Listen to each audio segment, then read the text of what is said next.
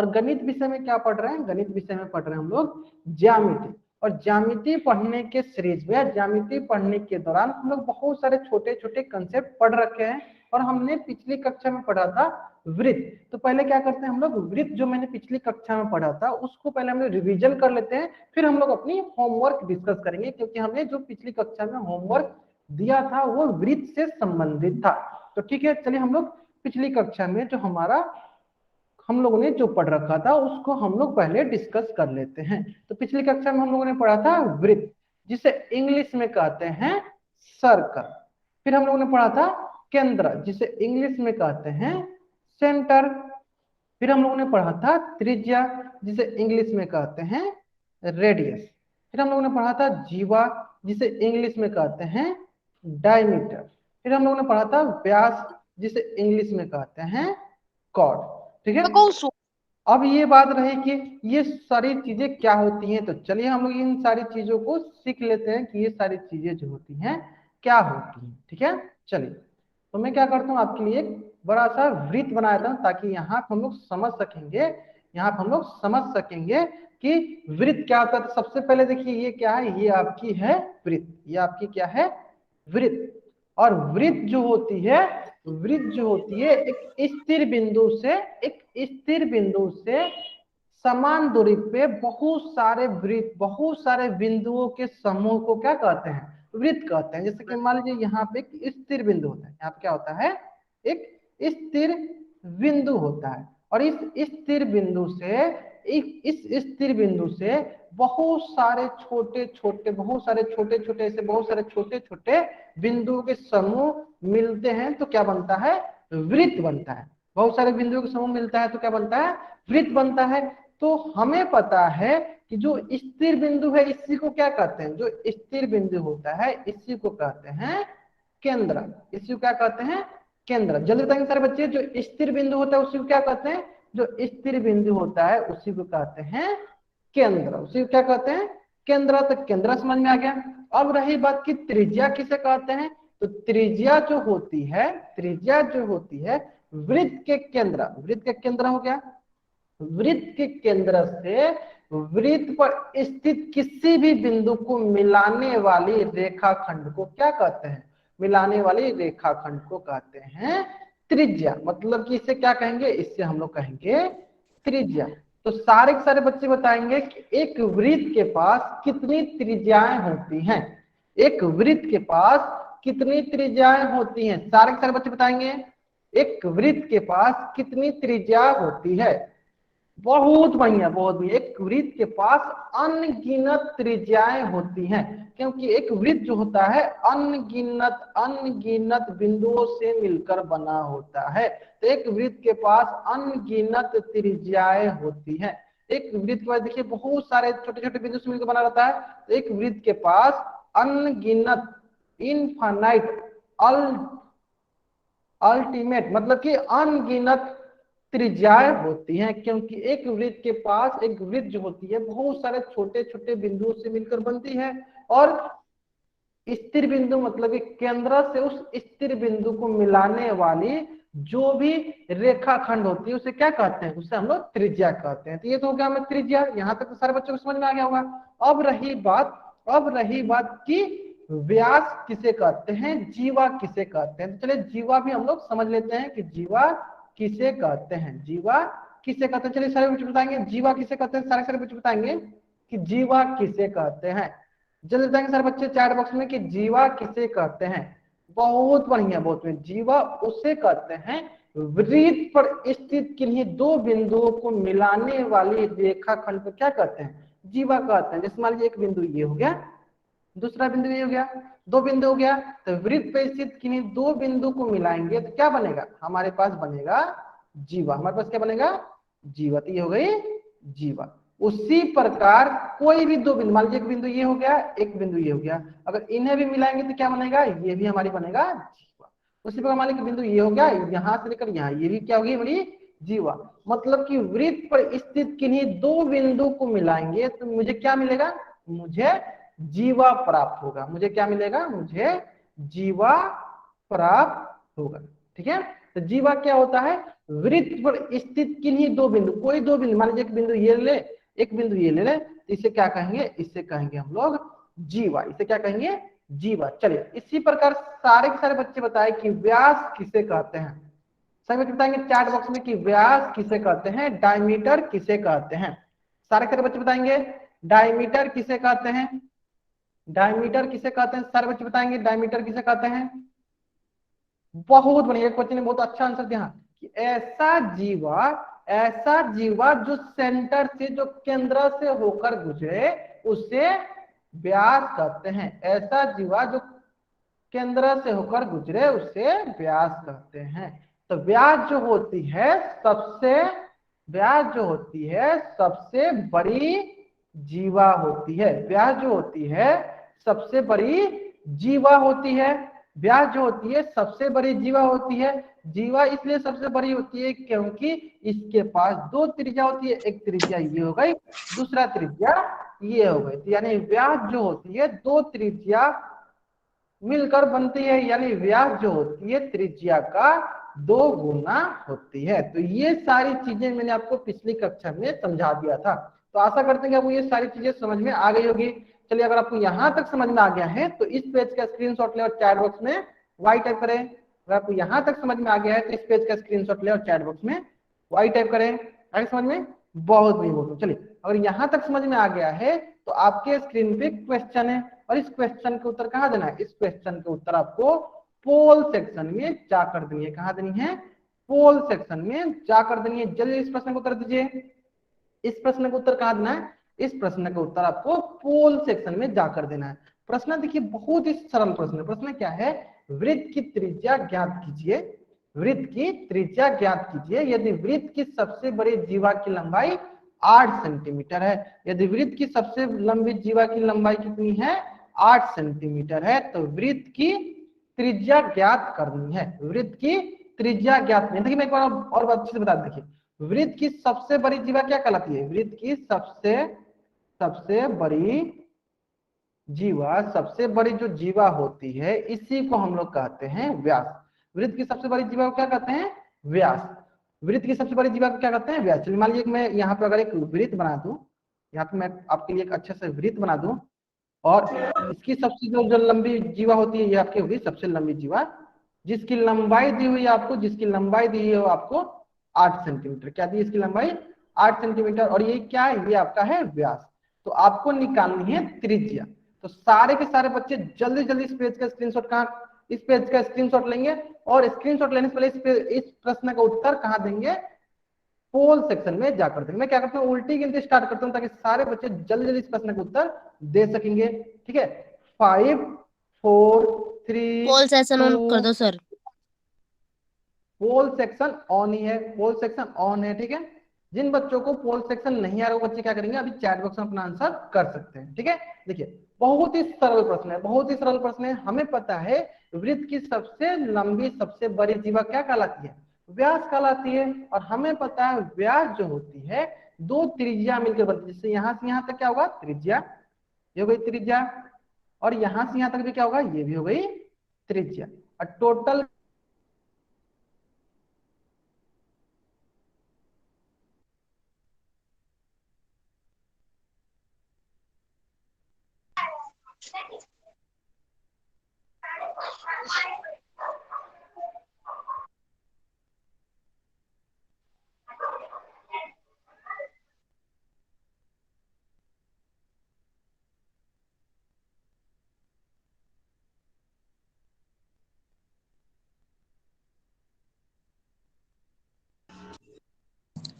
अगर यहां तक सारे बच्चों को समझ में आ गया है तो चैट बॉक्स में वाई टाइप करेंगे। एक बार फिर से बोलेंगे कि वृत्त की सबसे लंबी जीवा क्या कहलाती है, चैट बॉक्स में बताएंगे।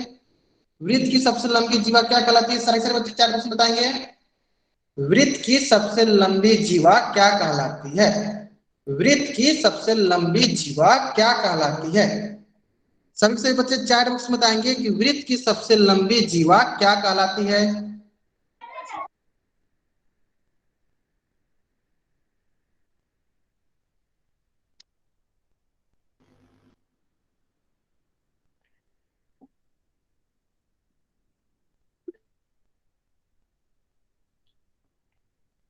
बहुत बढ़िया। वृत्त की सबसे लंबी जीवा को हम लोग, वृत्त की सबसे लंबी जीवा को हम लोग व्यास कहते हैं, डायमीटर कहते हैं। तो जहां तक मैं देख पा रहा हूं, मेरे अधिकतर बच्चों को ये प्रश्न अच्छे से समझ में आ गया है।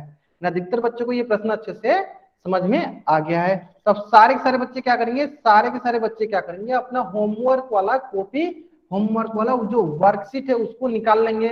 सारे के सारे बच्चे क्या करेंगे, अपना होमवर्क वाला जो कॉपी है उसको निकाल लेंगे।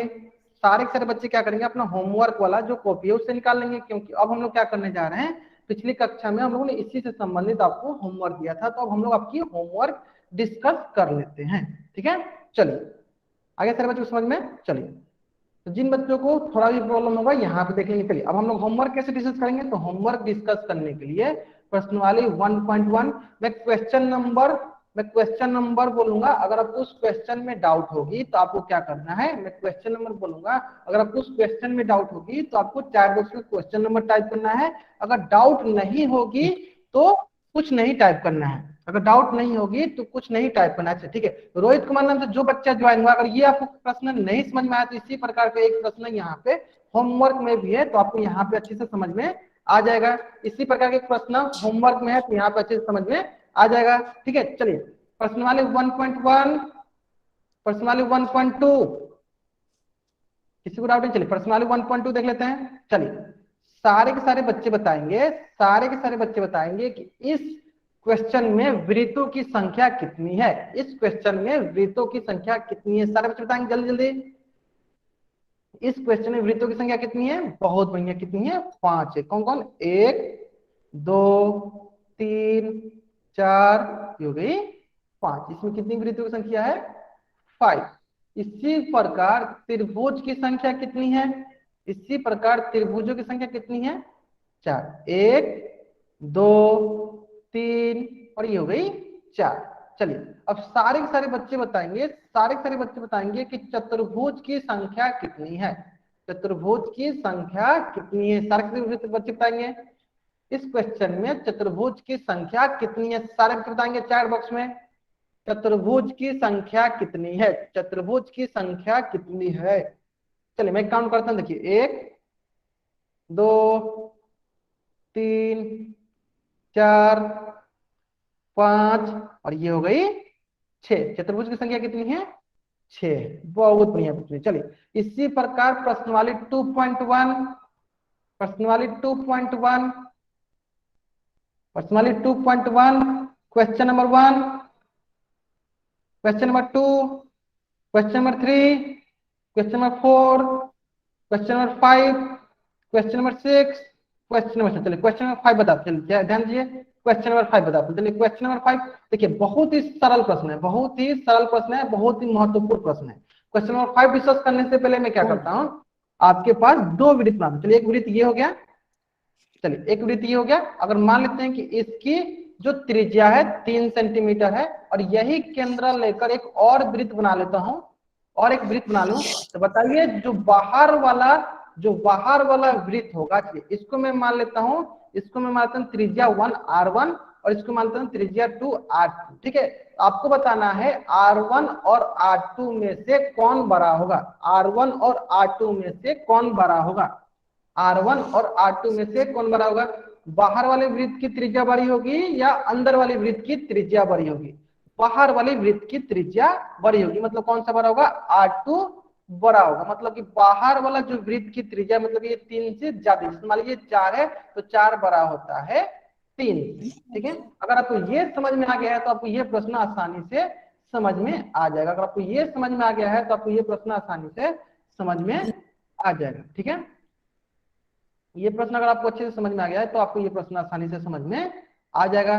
देखिए इस प्रश्न में बोल रखा है, इस प्रश्न में बोल रखा है आपको कि वृत्त 1 और वृत्त 2 में OF बराबर OG है।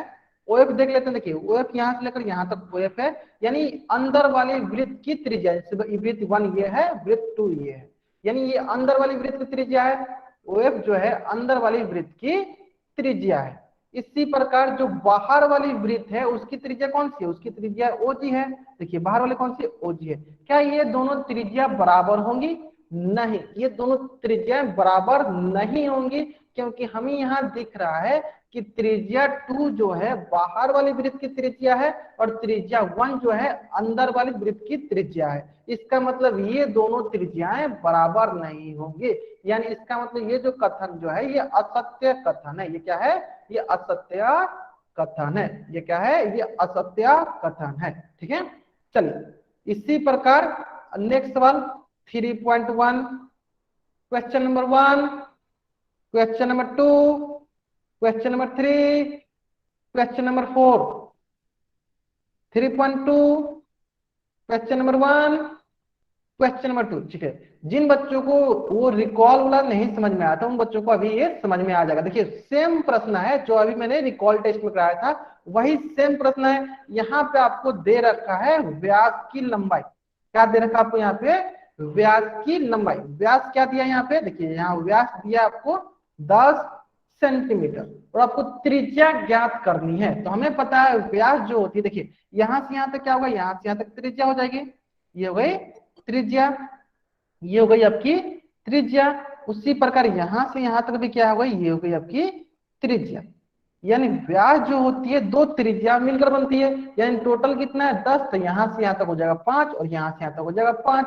इसका मतलब अगर त्रिज्या निकालनी है तो वो व्यास बटा 2 होता है और व्यास की लंबाई कितनी है? 10 बटा 2। तो त्रिज्या कितनी हो जाएगी? 5 सेंटीमीटर। मतलब त्रिज्या कितनी हो गई? 5 सेंटीमीटर। आगे सारे बच्चों को समझ में? चलिए तो सारे बच्चे इस पेज का स्क्रीनशॉट लेंगे और चैट बॉक्स में वाई टाइप करेंगे जल्दी जल्दी। सारे बच्चे इस पेज का स्क्रीनशॉट लेंगे और चैट बॉक्स में वाई टाइप करेंगे। मेरे सारे बच्चों ने बहुत बढ़िया बहुत बढ़िया। चलिए इसी प्रकार से प्रश्नवाली 4.1 question number 1, question number 2, question number 1, question number 2। बहुत ही सरल। ये तो सारे बच्चे इस प्रश्न के उत्तर सारे बच्चे बना लिए होंगे। चलिए क्वेश्चन नंबर 3, क्वेश्चन नंबर 4। चलो क्वेश्चन नंबर 3 देख लेते हैं। देखिए क्वेश्चन नंबर 3 में क्या हुआ? सेम प्रश्न है, देखते हैं। देखिए क्वेश्चन नंबर 3 बोला अभ्यंतर। देखिए अभ्यंतर से कौन कौन से हैं? वाई, एक्स, के। जल्दी जल्दी सारे के सारे बच्चे क्या करेंगे? इसके वही भाग में कौन कौन से बिंदु हैं जल्दी जल्दी बताएंगे। इसके वही भाग में कौन कौन से बिंदु हैं जल्दी जल्दी बताएंगे। इसके वही भाग में कौन कौन से बिंदु है सही बच्चे बताएंगे। वही भाग कौन सा? जो बाहर वाला कौन होगा? Z M. कौन सा होगा? Z M. बहुत बढ़िया बहुत बढ़िया। चलिए इसी प्रकार प्रश्नवाली 4.2 question number 1, question number 2, question number 3, question number 4। Question number 2, question number 3, question number 4। चलिए मैं क्वेश्चन नंबर 4 देख लेता हूँ। चलिए एक बार क्वेश्चन नंबर 4 देख लेता हूँ। सारे बच्चों का एक बार क्वेश्चन नंबर 4 देख लेता हूँ ताकि सारे बच्चे इस प्रश्न का उत्तर जल्दी जल्दी दे सकेंगे। बहुत ही सरल प्रश्न है, इस प्रश्न में कुछ है नहीं, बहुत ही सरल प्रश्न है। प्रश्न क्या है? प्रश्न दिया हुआ है कि अभ्यंतर में जीएस है। चलिए बताइए सारे बच्चे बताएंगे, सभी के सभी बच्चे बताएंगे। क्वेश्चन नंबर 4 का ऑप्शन 1 जो है, ऑप्शन 1 जो है आपका सही उत्तर है या गलत उत्तर है? अगर सही है तो टी टाइप कीजिए, अगर गलत है तो एन टाइप कीजिए। अगर सही है तो टी टाइप कीजिए, अगर गलत है तो एन टाइप कीजिए। बहुत बढ़िया। ये क्या है? गलत है, क्योंकि अभ्यंतर में आपके एन ओ ई है और जी और एस क्या है? आपके बही भाग में। तो यहाँ बोल रखा है अभ्यंतर में जी एस है, नहीं, ये जो है असत्य कथन है। ये जो है असत्य कथन है। ठीक है, चलिए इसी प्रकार बताइए कि जो बही भाग हैं, बही भाग में ई ओ एन नहीं है। क्या ये कथन सत्य है? अगर सत्य है तो टी टाइप कीजिए, असत्य है तो एन टाइप कीजिए। अगर ये सत्य है तो टी टाइप कीजिए, अगर असत्य है तो एन टाइप कीजिए। ये कथन जो है सत्य कथन है। बहुत बच्चों को इसमें प्रॉब्लम होगी। देखिए मैं यहाँ बता दूं, ध्यान से पढ़िए इस स्टेटमेंट को, ध्यान से पढ़िए इस स्टेटमेंट को। इस कथन को क्या लिखा है? वही भाग में ई ओ एन नहीं है। सही तो बोल रहा है, क्योंकि ये कहाँ है? ये आपके अभ्यंतर में। ये कहाँ है? आपके अभ्यंतर में, अंदर है, ये आपके बाहर में। सही तो बोल रहा है कि वही भाग में ई ओ एन नहीं है। यहाँ पे देखना है आपको ध्यान से, क्या लिखा है? नहीं है। यानी ये जो कथन है ये सत्य कथन है। या कैसा कथन है? ये आपके सत्य कथन है। आगे समझ में सारे बच्चों को? बहुत बढ़िया बहुत बढ़िया। चलिए अगर आपको यहां तक समझ में आ गया तो चलिए अब डिस्कस करते हैं अपना अगला टॉपिक, जो कि है दीर्घ और लघु चाप, दीर्घ और लघु चाप। तो चलिए सबसे पहले सीख लेते हैं कि दीर्घ का मतलब क्या होता है। सारे बच्चे बताएंगे दीर्घ का मतलब क्या होता है। सारे बच्चे बताएंगे अपने हिसाब से दीर्घ का मतलब क्या होता है। तो देखिए दीर्घ का मतलब होता है बड़ा, लॉन्ग। दीर्घ का मतलब क्या होता है, बड़ा, लॉन्ग। उस प्रकार लघु का मतलब क्या होता है, लघु का मतलब होता है छोटा, स्मॉल, छोटा, स्मॉल। ठीक है, लघु का मतलब क्या होता है, छोटा, स्मॉल। ठीक है, अब देखिए यहाँ पे आ गया चाप। अब चाप क्या होता है, चलिए सीख लेते हैं चाप क्या होता है। तो चाप जो होता है वृत्त के किन्हीं दो बिंदु, जैसे कि देखिए ये एक बिंदु ये हो गया, दूसरा बिंदु ये हो गया। तो वृत्त के किन्हीं दो बिंदु के बीच के भाग को क्या कहते हैं, चाप कहते हैं। देखिए ये दो बिंदु जो दिया हुआ था, ये दो बिंदु जो दिया हुआ था, अगर इसको अलग अलग हम लोग करते हैं, काट के हटाते हैं, देखिए कैसे दिखेगा, ये ऐसे दिखेगा। एक बिंदु यहाँ पे हो गया पी बिंदु और दूसरा बिंदु यहाँ पे हो गया क्यू बिंदु। उसमें एक नीचे दिखेगा, एक बिंदु हो गया क्यू बिंदु और दूसरा बिंदु हो गया पी बिंदु। यानी वृत्त के किन्हीं दो बिंदुओं के बीच के भाग को क्या कहते हैं, चाप कहते हैं। यानी इन्हें क्या कहेंगे, इन्हें हम कहेंगे चाप। इन्हें क्या कहेंगे, चाप। इन्हें क्या कहेंगे, चाप आर्क कहेंगे। फिर से मैं एक बार रिपीट करता हूँ। देखिए वृत्त के किन्हीं दो बिंदु, कहीं से दो बिंदु रखिए, कहीं से, मान लीजिए एक वृत्त ये है, अगर इसको हम लोग दो बिंदु, जैसे एक बिंदु ये हो गया और एक बिंदु ये हो गया, इन दो बिंदु को हम अगर इसको कट करते हैं, इसको मानते चलिए ए, इसको मानते बी, और इसको हम लोग कट करके बाहर करते हैं, देखते हैं, और इसको कट करके हम लोग बाहर करते हैं, तो देखिए यहाँ पे दो आर्क बन गया, एक आर्क ए हो गया, दूसरा आर्क बी हो गया। फिर यहाँ पे क्या हो गया, ए, यहाँ हो गया एक आर्क बी। तो ये क्या होंगे, ये हमारी चाप कहलाएंगी, आर्क कहलाएंगी। अगर सारे बच्चों को ये चाप समझ में आ गया है तो इस पेज का स्क्रीनशॉट लेंगे और चैट बॉक्स में वाई टाइप करेंगे। अगर सारे के सारे बच्चों को ये चाप समझ में आ गया तो इस पेज का स्क्रीनशॉट लेंगे और चैट बॉक्स में वाई टाइप करेंगे। आगे सारे बच्चों समझ में, बहुत बढ़िया, बहुत बढ़िया। चलिए इसी प्रकार से अब बात आती है कि चाप जो होती है वो दो प्रकार की होती है। चाप जो होती है वो दो प्रकार की होती है। आवाज एक को नहीं आओ होती है सर, लघु चाप, एक होती है दीर्घ चाप। अगर आवाज आपको को नहीं मेरी आओ आवाज सर। नहीं आ रही है तो चैट बॉक्स में टाइप कीजिए। अगर मेरी आवाज अगर आपको नहीं आ रही है तो चैट बॉक्स में टाइप कीजिए। ठीक है, एक बार सारे बच्चे कंफर्म करेंगे कि मेरी आवाज आ रही है नहीं या नहीं आ रही है। अगर आ रही है तो चैट बॉक्स में वाई टाइप कीजिए, नहीं आ रही है तो एन टाइप कीजिए।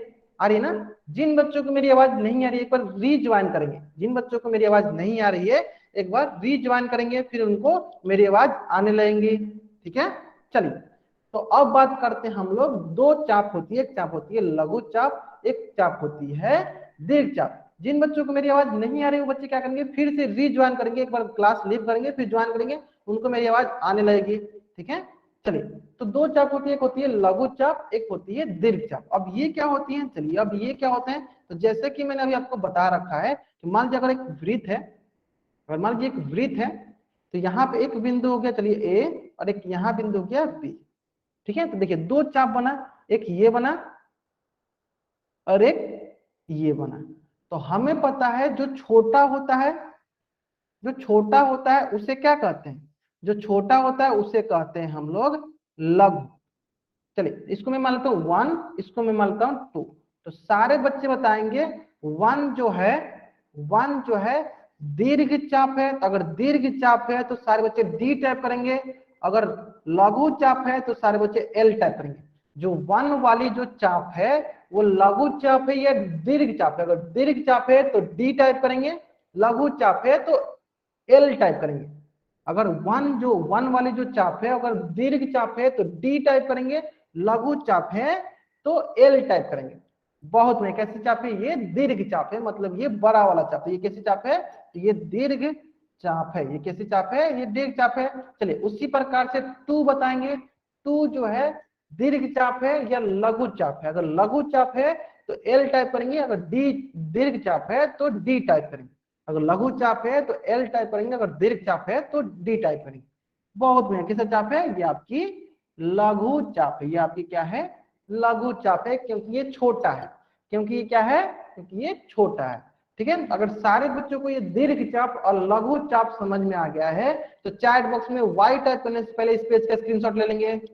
चैट बॉक्स में वाई टाइप करने से पहले इस पेज का स्क्रीनशॉट ले लेंगे, जल्दी जल्दी ले लिए सारे बच्चों ने। बहुत चलिए इसी प्रकार से यहाँ पे देख सकते हैं जो ये छोटा वाला जो चाप है, तो ये छोटा वाला चाप है इसे कहेंगे हम लोग लघु चाप, और जो ये बड़ा वाला चाप है इसे हम लोग कहेंगे दीर्घ चाप, इसे हम लोग कहेंगे दीर्घ चाप। आगे सर बच्चों समझ में? चलिए, अगर यहां तक सारे बच्चों को समझ में आ गया तो एक बार जल्दी जल्दी चैट बॉक्स में वाई टाइप करेंगे। अगर यहां तक सारे बच्चों को समझ में आ गया है तो जल्दी जल्दी एक बार चैट बॉक्स में वाई टाइप करेंगे। चलिए, अब आती है बात कि ठीक है, हमें समझ में आ गया कि एक होता है लघु चाप, एक होता है दीर्घ चाप।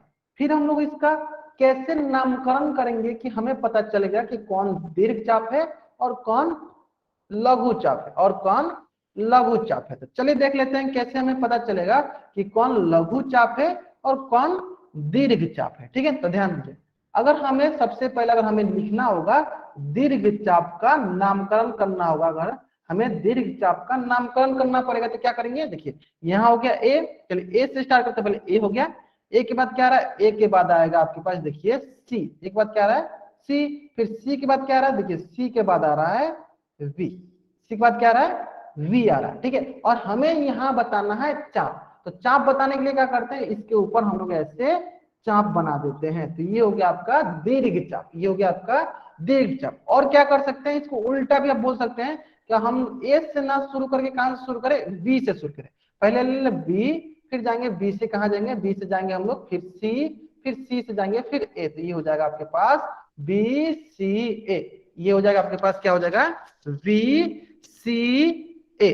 ठीक है, तो दीर्घ चाप क्या हो गया? ए सी बी और बी सी ए, कोई भी बोल सकते हैं। ठीक है, उसी प्रकार बताइए लघु चाप कौन सी होगी? लघु चाप कौन सी होगी? लघु चाप का नामकरण बताइए जल्दी जल्दी, लघु चाप का नामकरण बताइए जल्दी जल्दी। कहां से शुरू होगा? लघु चाप ए से शुरू होगा और कहां जाएगा? वी के पास जाएगा, तो क्या होगा? ए बी के ऊपर ऐसे चाप, ऐसे बोल दीजिए, चाहे और क्या बोल सकते हैं? बी से शुरू करके ए पे आ सकते हैं, तो ये हो जाएगा बी। लघु चाप क्या हो गया? ए बी के ऊपर चाप या बी ए के ऊपर चाप कर देंगे, तो ये हो गया लघु चाप। अगर सारे बच्चों को ये दीर्घ चाप और लघु चाप का नामकरण करने आ गया है तो चैट बॉक्स में वाई टाइप करने से पहले इस पेज का स्क्रीनशॉट ले लेंगे। चैट बॉक्स में वाई टाइप करने से पहले इस पेज का स्क्रीनशॉट ले लेंगे सारे बच्चे, जल्दी जल्दी करेंगे। आगे समझ में? चलिए, एक प्रश्न और देते हैं आपको, एक प्रश्न और करते हैं। जैसे कि मान लेते हैं ये हो गया आपका, ये हो गया आपका x, ये हो गया y, और यहाँ पर करते हैं z, और यहाँ से यहाँ तक कर दिए हम लोगों ने, ये हो गया x और ये हो गया y। चलिए, यहाँ पे आप बताइए दीर्घ चाप का नामकरण कीजिए। दीर्घ चाप कौन सा होगा? जल्दी बताइए, दीर्घ चाप कौन सा होगा? जल्दी जल्दी बताइए, दीर्घ चाप कौन सा होगा? दीर्घ चाप कौन सा होगा? दीर्घ चाप कौन सा होगा? जल्दी बताएंगे सारे बच्चे। देखिए, बहुत मतलब बहुत बच्चों को समझ में, कहां से स्टार्ट होगा? x से, x के बाद जाएगा z और z के बाद आएगा y, x के बाद z और z के बाद आएगा y, x z y और इसके ऊपर चाप। ठीक है, उसी प्रकार लघु चाप क्या होगा? इसी प्रकार लघु चाप क्या होगा? लघु चाप होगा कहां से कहां जाएगा? लघु चाप होगा आपका x से स्टार्ट होगा और कहां तक जाएगा? y तक। तो x और y के ऊपर चाप, x और y के ऊपर चाप। अब बहुत बच्चों के मन में प्रश्न है, क्या सर हम इसको ऐसे लिख सकते हैं y x के ऊपर चाप, और इसको हम लोग ऐसे लिख सकते हैं y z x के ऊपर चाप? हाँ, लिख सकते हैं। अगर आप इधर से कीजिए तो इधर से भी y चाप होगा और इधर से भी y चाप होगा, तो आप ऐसे भी लिख सकते हैं। तो अगर यहाँ तक सारे बच्चों को समझ में आ गया है तो चैट बॉक्स में y टाइप करने से पहले इस पेज का स्क्रीनशॉट लेंगे। चैट बॉक्स में y टाइप करने से पहले इस पेज का स्क्रीनशॉट लेंगे। आगे सारे बच्चों को समझ में? बहुत बढ़िया, बहुत बढ़िया। चलिए, अगर आपको यहाँ तक समझ में आ गया है तो बहुत बच्चों के मन में ये प्रश्न आ रहे होंगे कि सर अगर आप बोल रहे हैं लघु चाप और दीर्घ चाप, तो अगर वो दोनों बराबर हो जाए, अगर वो दोनों बराबर हो जाए फिर क्या होगा? अगर वो दोनों बराबर हो जाते हैं तो वैसे सिचुएशन में, वैसे केस में वे वृत्त जो होती है, वे जो चाप होती है, वे सेमी सर्कल कहलाती हैं, वो अर्धवृत्त कहलाते हैं, वो अर्धवृत्त कहलाते हैं, सेमी सर्कल कहलाते हैं, सेमी सर्कल कहलाते हैं। ठीक है, अगर लघु चाप दीर्घ चाप के बराबर हो जाती हैं तो वे क्या कहलाते हैं? वे सेमी सर्कल कहलाते हैं, अर्धवृत्त कहलाते हैं। ठीक है, तो जल्दी जल्दी इस पेज का स्क्रीनशॉट लेंगे सारे बच्चे, जल्दी से जल्दी इस पेज का स्क्रीनशॉट लेंगे सारे बच्चे, और चैट बॉक्स में वाई टाइप करेंगे, और चैट बॉक्स में वाई टाइप करेंगे। ले सारे बच्चों ने। चलिए, अगर आपको यहाँ तक आप लोगों ने स्क्रीनशॉट ले लिया है तो आपके स्क्रीन पे एक क्वेश्चन है, आपके स्क्रीन पे एक क्वेश्चन है, और इस क्वेश्चन का उत्तर आपको कहाँ देना है, पोल सेक्शन में जाकर देना है। कहाँ देना है, पोल सेक्शन में जाकर देना है। प्रश्न बहुत ही सरल है। प्रश्न बोल रहा है नीचे चित्र में एलएम क्या है, दीर्घ चाप है या लघु चाप है। जल्दी जल्दी इस प्रश्न को उत्तर दीजिए। कहाँ देना है, पोल सेक्शन में जाकर देनी है।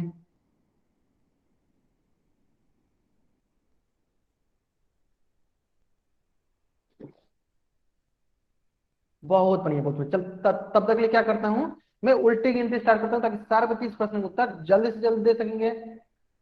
बहुत बढ़िया, बहुत बढ़िया। अभी तक एक भी ऐसे बच्चे नहीं जिन्होंने इस प्रश्न का उत्तर गलत दिया है। ठीक है, चलिए। 5 4 3 2 1। बहुत ही सरल प्रश्न है। हमें बताया है कि जो एलएम दिया हुआ है ये किस प्रकार का चाप है। तो ये दिख रहा हमें क्या है, ये हमारी लघु चाप है। ये हमारी क्या है, लघु चाप है। तो लघु चाप मतलब ऑप्शन बी जो है मेरा सही उत्तर है। ऑप्शन बी जो है मेरा सही उत्तर है। इसी प्रकार एक प्रश्न और आपके स्क्रीन पे, एक प्रश्न और आपके स्क्रीन पे, और इसका उत्तर कहाँ देना है, इसका उत्तर आपको पोल सेक्शन में जाकर देनी है। इसका उत्तर कहाँ देनी है आपको, पोल सेक्शन में जाकर देनी है। प्रश्न बहुत ही सरल। प्रश्न क्या है, दिए गए चित्र में दीर्घचाप PRS को किस प्रकार लिखा जाता है। हमें दीर्घचाप बोला गया, हमें क्या बोला गया है, देखिए हमें बोला गया है दीर्घ चाप। दीर्घ चाप बोला गया, क्या बोला गया, दीर्घ चाप बोला गया। दीर्घ चाप का हमको नामकरण करना है। तो मैं क्या करता हूँ, उल्टी गिनती स्टार्ट करता हूँ ताकि सारे बच्चे इस प्रश्न का उत्तर जल्दी से जल्दी दे और सही उत्तर दे। ठीक है, 5 4 3 2 1। एक बार फिर से उल्टी गिनती स्टार्ट करता हूँ। 5 4 3 2 1। बहुत बढ़िया, बहुत बढ़िया। देखिए बहुत ही सरल प्रश्न। हमें क्या बोल रहा है, हमें बोला है दीर्घ चाप। देखिए एक बिंदु ये हो गया, एक बिंदु ये हो गया। तो दीर्घ चाप कौन सा होगा, पी से शुरू करेंगे। देखिए PRS, तो क्या हो सकता है, एक हो जाएगा PRS। और क्या हो सकता है, और हो सकता है आप S से शुरू कर लीजिए, SRP। और क्या हो सकता है, SRP। तो ये हो गया आपका दीर्घ चाप। तो कौन सा ऑप्शन सही है, तो ऑप्शन जो है बी, जो ऑप्शन है मेरा सही उत्तर है। ऑप्शन बी जो है मेरा सही उत्तर है। ठीक है, चलिए। तो अगर आपको यहां तक समझ में आ गया है तो इस पेज का स्क्रीनशॉट ले और चैट बॉक्स में वाई टाइप करें। अगर सभी बच्चों को यहां तक समझ में आ गया है तो इस पेज का स्क्रीनशॉट ले और चैट बॉक्स में वाई टाइप करें। बहुत बढ़िया, बहुत बढ़िया। चलिए अब बहुत ही सरल कंसेप्ट है, उसको भी सीख लेते हैं। अगर सारे बच्चों को यहां तक समझ में आ गया है तो अब सीखते हैं हम लोग वृत्तखंड, दीर्घ वृत्तखंड और लघु वृत्तखंड। अब वृत्तखंड होता क्या, चलिए देख लेते हैं। वृत्तखंड को इंग्लिश में बोलते हैं सेगमेंट। अब ये क्या होता है, देखिए वृत्तखंड जो होता है, वृत्तखंड जो होता है जीवा तथा प्रत्येक चाप, मतलब वृत्तखंड जो होता है जीवा हो जाए और हर एक चाप के मध्य। जैसे कि मान लीजिए मैंने आपके सामने एक वृत्त बनाया। चलिए एक आपके सामने मैंने क्या किया, एक वृत्त बनाया। चलिए मैं क्या करता हूँ, एक वृत्त बनाता हूँ अच्छा सा। एक यहाँ पे मैं आपके लिए एक वृत्त बनाता हूँ बहुत अच्छा सा। देखिए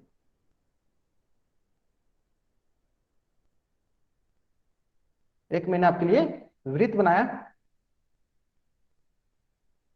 ये हो गया आपके लिए एक वृत्त। ठीक है, अब इस वृत्त में मैं क्या करता हूं, इस वृत्त में सबसे पहले मैं जीवा बनाता हूं। चलिए यहाँ पे हो गया एक पॉइंट, एक पॉइंट ये हो गया। और इन दोनों को जब मैं मिलाऊंगा, इन दोनों को जब मिलाऊंगा तो ये क्या होगा, ये हमारी हो गई जीवा, ये हमारी हो गई जीवा। और मान लीजिए ये पॉइंट पी है और ये पॉइंट क्या है, क्यू है।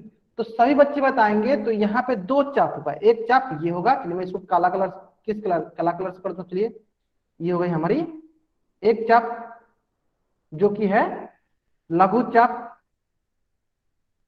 तो अब बात यह बात की वृत्तखंड क्या होता है, तो ध्यान दीजिए।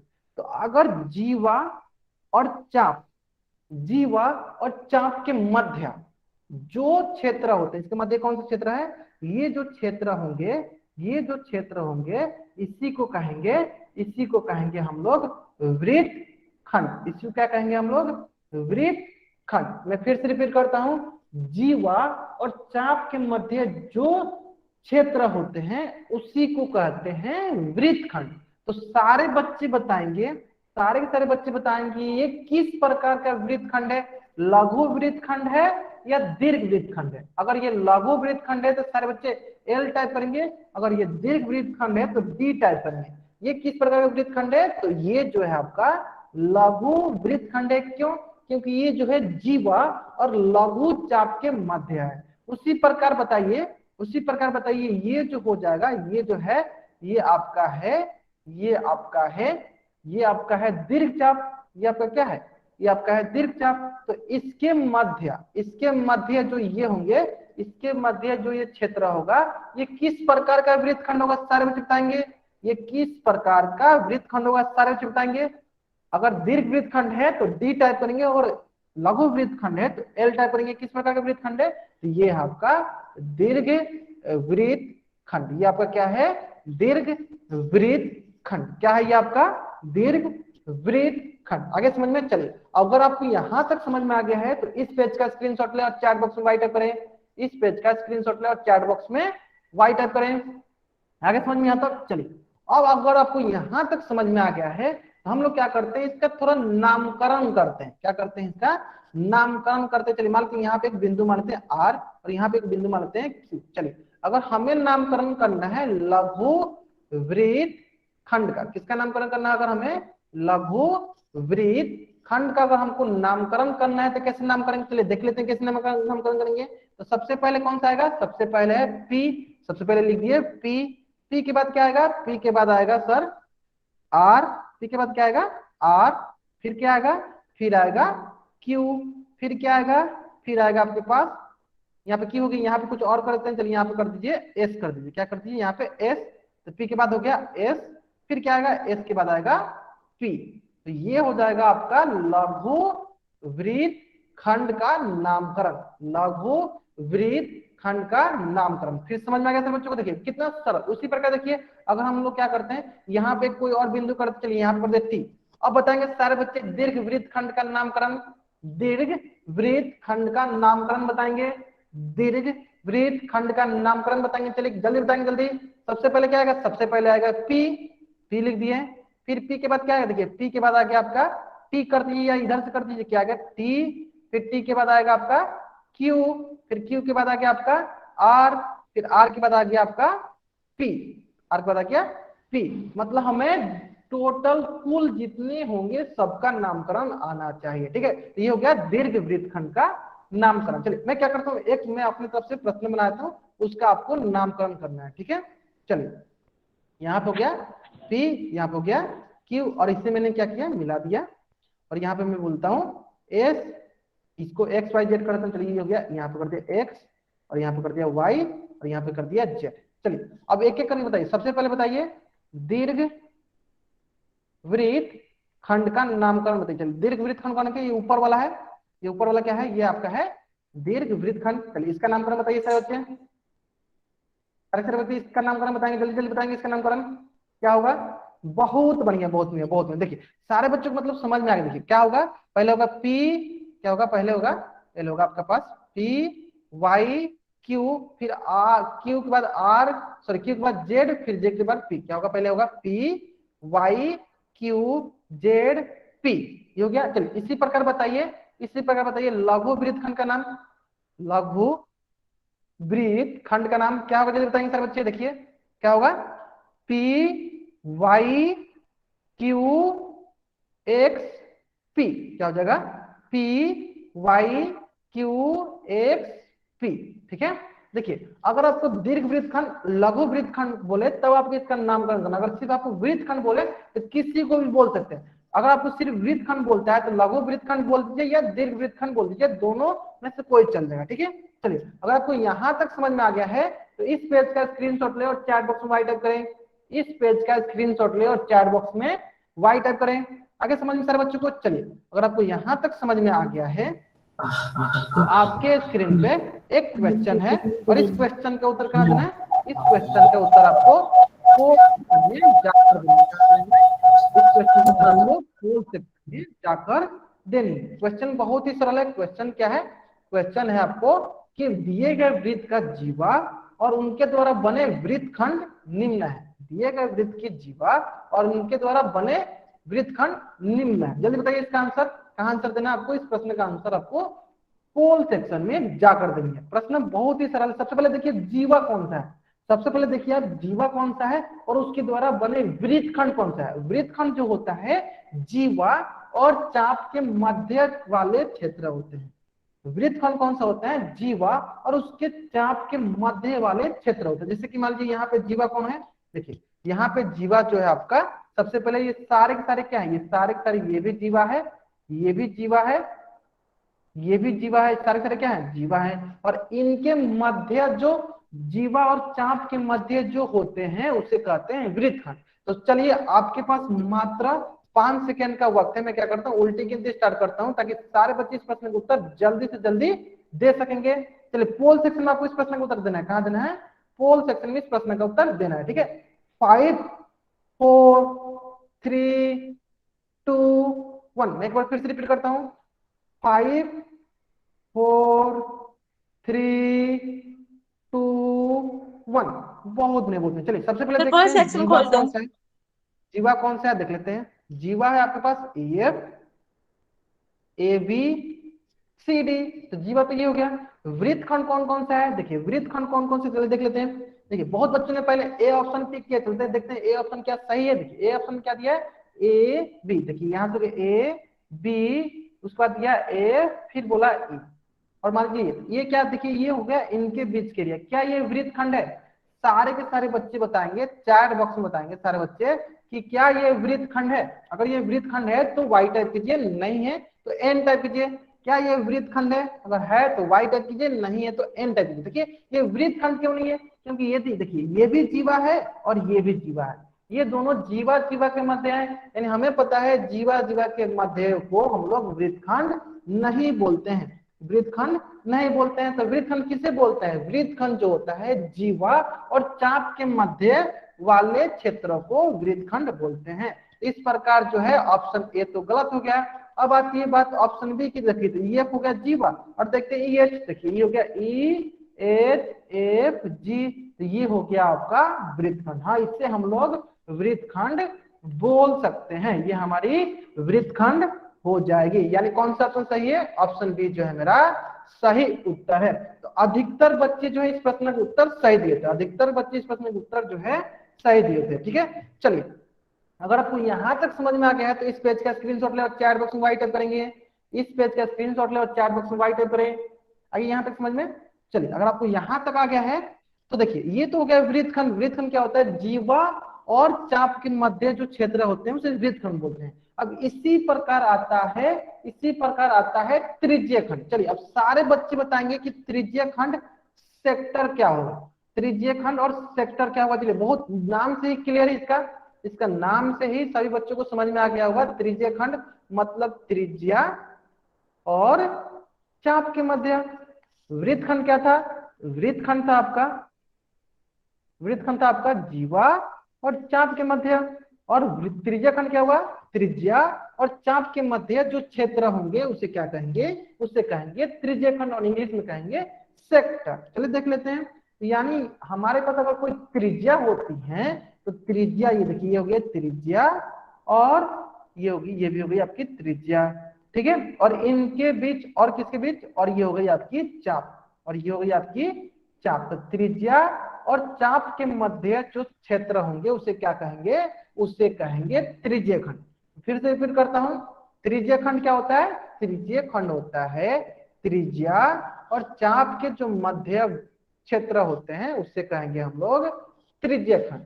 फिर से रिपीट करता हूं, त्रिज्यीय खंड जो होते हैं त्रिज्या और चाप के मध्य जो क्षेत्र होते हैं उससे कहते हैं त्रिज्यीय खंड, ठीक है। तो चलिए एक बार इसको क्या करता हूँ अच्छे से एक बार और फिगर बनाता हूँ, फिर हम लोग अच्छे से इसको डिस्कस करेंगे, ठीक है अच्छे से।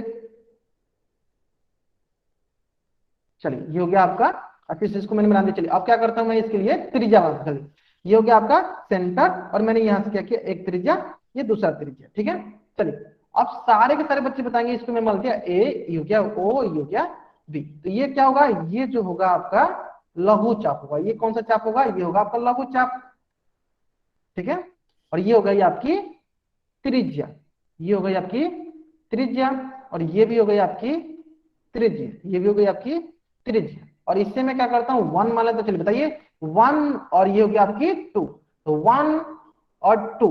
1 जो है आपकी लघु त्रिज्यीय खंड है या दीर्घ त्रिज्यीय खंड है? अगर लघु त्रिज्यीय खंड है तो एल टाइप कीजिए, अगर दीर्घ त्रिज्यीय खंड है तो डी टाइप कीजिए।